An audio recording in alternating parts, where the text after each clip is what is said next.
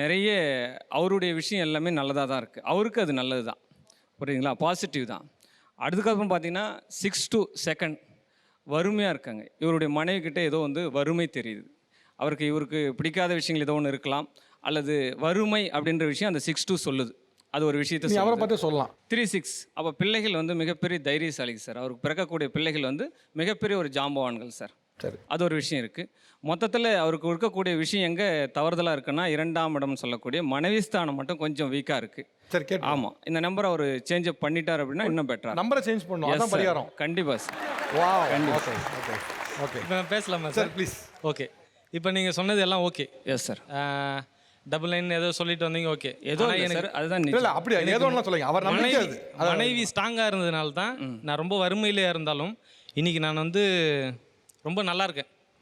இப்போ தான் வண்டி எடுத்திருக்கேன், கார் எடுத்திருக்கேன், பைக் எடுத்திருக்கேன். இல்லை அவர் சொல்கிற மாதிரி மனைவி வறுமையில் இருந்தது உண்மையா? அவர் மனைவி வறுமையிலே இல்லை இல்லை சார். என்னோட இருப்பாங்க. பணம் இல்லை அப்படிலாம் நோக்கல சார். வறுமை ஏதாவது ஏக்கம் ஒன்று அவங்க கிட்ட இருக்கு. வறுமை ஏதாவது ஒரு விஷயத்தில் ஏக்கம் இருக்கும். சரி, ஓகே, அது கம்பல்சரி. ஆனால் இவரு சூப்பராக இருக்காரு, ஜாலியாக இருக்காரு, ரவுண்ட்ஸ் பண்ணுறாரு, எல்லா வேலையும் செய்கிறாரு இவர். அவ்வளோதான்.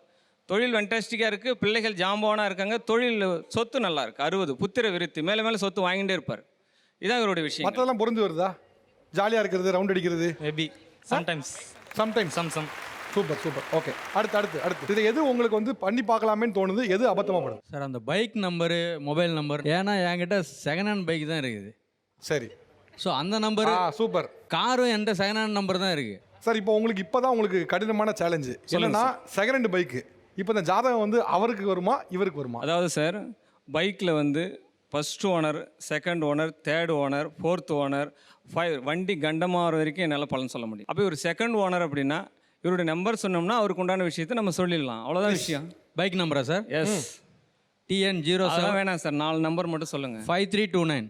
5329. பழமை விரும்பி சார் இவர். பழமை விரும்பி பழம்பெரும் காப்பியத்தை விரும்புவார், பழைய பாடல்களில் விரும்புவார். உண்மைதான், நல்ல நம்பர் தான். உண்மைதான் சார், பழைய பாட்டு தான் கேட்பேன். ஓடு. Super. Next. Date of birth வச்சே சொல்லிடுவேன்னு சொல்கிறாரு, முழு ஜாதகத்தையும் சொல்லிடுவேன்னு சொல்கிறாரு. எப்படி ஒரு நம்பரை வச்சு எல்லா ஜாதகத்தையும் சொல்ல முடியும்னு எனக்கு தெரியல. அதை ப்ரூஃப் பண்ணுவாரான்னு பார்க்கணும். ஓகே, பட் இன்னைக்கு இருக்க தேதிக்கு நெட்டில் போட்டால் வந்துடாது. இல்லை, அதை தான் சொல்கிறேன். அதுக்கு ஜோதிடர் அவர் தேவையே இல்லையே. எண்ணியல் ஜோதிடம் நான் சொன்னேன், சரிங்களா? எண்ணியல் வாழ்வியல் ஜோதிடம், அதாவது உங்கள் date of birth, month, year, இது பேஸ் இருந்தால் போதும். உங்களுக்கு என்ன மாதிரி நோய்கள் வரும், அது எப்படி சரி பண்ணுறதுன்னு நான் சொல்லிவிடுவேன்னு சொல்லியிருக்கேன். அதாவது ஜோதிடம் அப்படின்றது ஒரு உயிர் பிறக்கும்போது ஸோ எங்கெங்கே என்னென்ன கிரகம் இருக்குன்றதான் ஒரு சிம்பிளாக, சரிங்களா? பரிகாரன்றது பரிமாறுதல் காரகத்துவம். ஒரு எப்படி நம்ம பரிமாறுவோம்னா, ஒரு இடத்துல இல்லை அப்படின்னா ஃபில் பண்ணுவோம், அதான் பரிமாறுறது. நீங்கள் சொன்னதுனால கேட்குறேன், எனக்கு ஒரு சந்தேகம். இப்போ வந்து உயிர் உருவார டைம் அப்படின்னு நீங்கள் சொன்னீங்க. இப்போ அப்படி பார்க்கும்பொழுது இன்றைக்கி டைம் பார்த்து சிசேரியன் பண்ணுற இதெல்லாம் வந்துருச்சு. அது நிறைய டேஞ்சரஸாக இருக்குங்கிறது நம்ம சொல்லணும். பட் ஆனால் அப்படி பார்க்கும்போது அப்போ எல்லாமே பெர்ஃபெக்டாக வரணும்ல. இப்போ டைம் பார்த்து ஒரு குழந்தைய வந்து கண்டிப்பாக சிசேரியன் பண்ணுறாங்கன்னா ரொம்ப பெர்ஃபெக்டாக வரணும் எல்லாம். கண்டிப்பாக அதுவும் பொருந்தும்.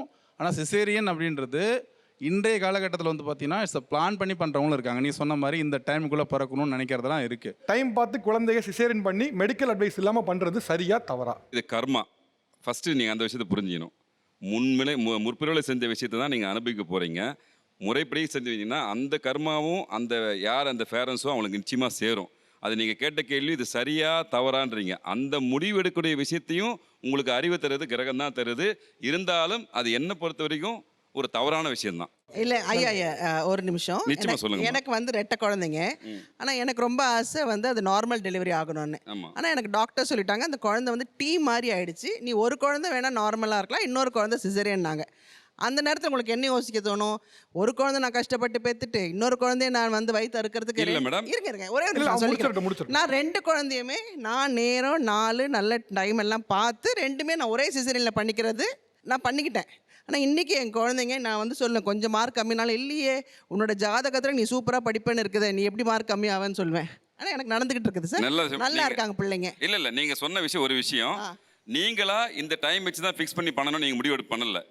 டாக்டர் சிசேரியன் பண்ண சொன்னதுனால தான் நீங்க பாத்தீங்க. அங்கதான் நான் மாறுபடுறேன். இல்ல இப்போ இது வந்து நீங்க இந்த பாவம் சேரும் கர்மா சேரும்லாம் சொல்றீங்களா, அப்ப அதெல்லாம் சேருமா எனக்குன்னு கேக்குறேன். இல்ல இந்த கர்மா உங்களை சேராது.